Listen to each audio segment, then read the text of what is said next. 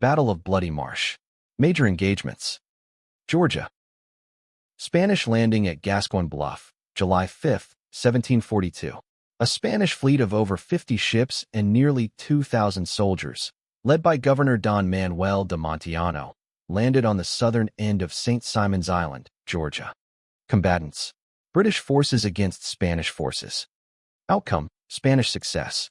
The invasion begins. Georgia. Skirmish at Gully Hole Creek. Morning, July 7, 1742. A Spanish reconnaissance force of 200 to 300 men marched up the island's military road. General James Oglethorpe, commander of the British forces, launched a counterattack. British regulars and Scottish Highlanders routed the Spanish vanguard in this initial clash. Combatants.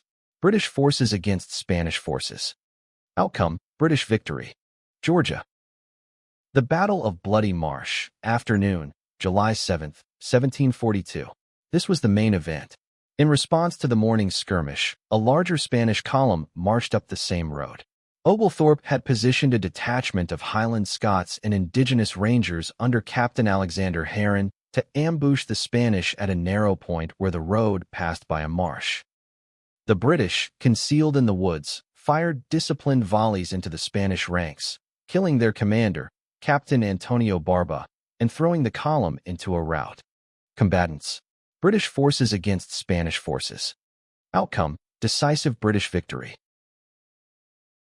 Georgia. The Stalemate and Oglethorpe's Ruse, July 7 to 12, 1742. The two forces remained in a stalemate. Oglethorpe, still outnumbered, resorted to deception.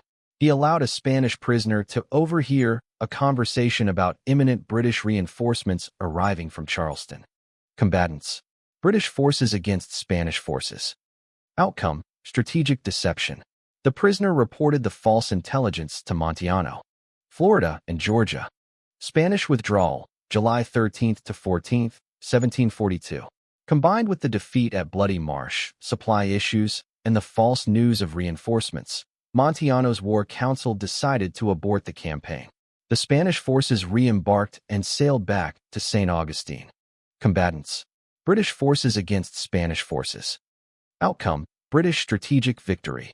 The invasion was defeated.